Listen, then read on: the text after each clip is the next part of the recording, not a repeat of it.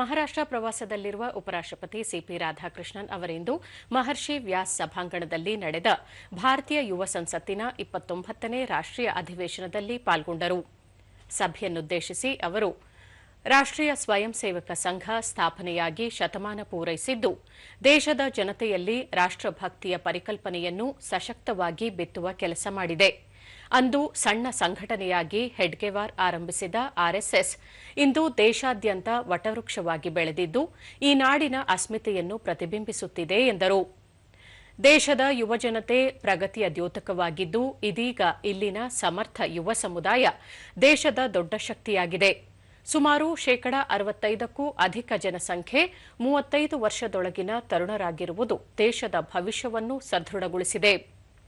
ಪ್ರಧಾನಿ ನರೇಂದ್ರ ಮೋದಿ ಅವರ ದೂರದೃಷ್ಟಿಯ ನಾಯಕತ್ವ ದೇಶದಲ್ಲಿ ಕೌಶಲ್ಯಾಭಿವೃದ್ಧಿ, ಉದ್ಯೋಗ ಸೃಷ್ಟಿ, ವಿಜ್ಞಾನ ಮತ್ತು ತಂತ್ರಜ್ಞಾನದ ಬೆಳವಣಿಗೆಯಲ್ಲಿ ಮಹತ್ವದ ಕೊಡುಗೆ ನೀಡಿದೆ ಎಂದು ಹೇಳಿದರು.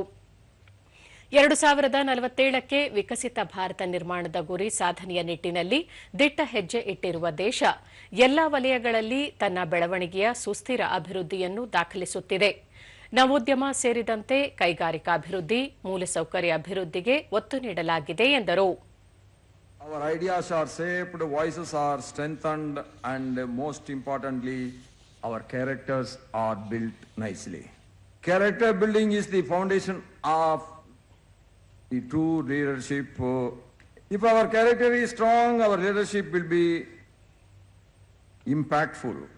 And my dear students, the world is closely watching India, and the whole India is watching all of you, the young people, how you are going to emerge as the future leaders. You are the Amrit generation that will see the triangular flag of India will fly high in the developed nation by 2047. My prayers and best wishes to all of you that you all must be very successful in your future endeavors, and I wish the 29th National Session of the Indian Youth Parliament a big success.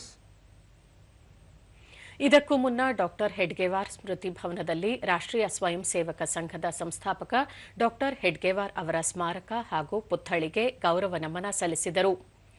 ಇಂದು ಬೆಳಗ್ಗೆ ನಾಗ್ಪುರದ ಬಾಬಾ ಸಾಹೇಬ್ ಅಂಬೇಡ್ಕರ್ ಅಂತಾರಾಷ್ಟ್ರೀಯ ವಿಮಾನ ನಿಲ್ದಾಣಕ್ಕೆ ಆಗಮಿಸಿದ ಉಪರಾಷ್ಟ್ರಪತಿ ಅವರನ್ನು ಮಹಾರಾಷ್ಟ್ರ ರಾಜ್ಯಪಾಲ ಜಿಷ್ಣುದೇವ್ ವರ್ಮಾ, ಕಂದಾಯ ಸಚಿವ ಚಂದ್ರಶೇಖರ್ ಬಾವಂಕುಲೆ, ನಾಗ್ಪುರ ಮೇಯರ್ ನೀತಾ ರಾಜೇಂದ್ರ ಠಾಕ್ರೆ ಮತ್ತಿತರರು ಸ್ವಾಗತಿಸಿದರು. ನಂತರ ಅವರು ರತನ್ ಟಾಟಾ ಮಹಾರಾಷ್ಟ್ರ ರಾಜ್ಯ ಕೌಶಲ್ಯ ವಿಶ್ವವಿದ್ಯಾಲಯದ ಮೊದಲ ಘಟಿಕೋತ್ಸವ ಮತ್ತು ಮುಂಬೈನಲ್ಲಿ 64ನೇ ಜೈನ ದೀಕ್ಷಾ ಸಮಾರಂಭದಲ್ಲಿ ಪಾಲ್ಗೊಳ್ಳಲಿದ್ದಾರೆ. ನಾಳೆ ಉಪರಾಷ್ಟ್ರಪತಿ ಸಿಪಿ ರಾಧಾಕೃಷ್ಣನ್ ಪುಣೆಯಲ್ಲಿರುವ ನಿಸರ್ಗೋಪಚಾರ್ ಆಶ್ರಮದ ಸಂಸ್ಥಾಪನಾ ದಿನಾಚರಣೆಯಲ್ಲಿ ಭಾಗವಹಿಸಲಿದ್ದಾರೆ.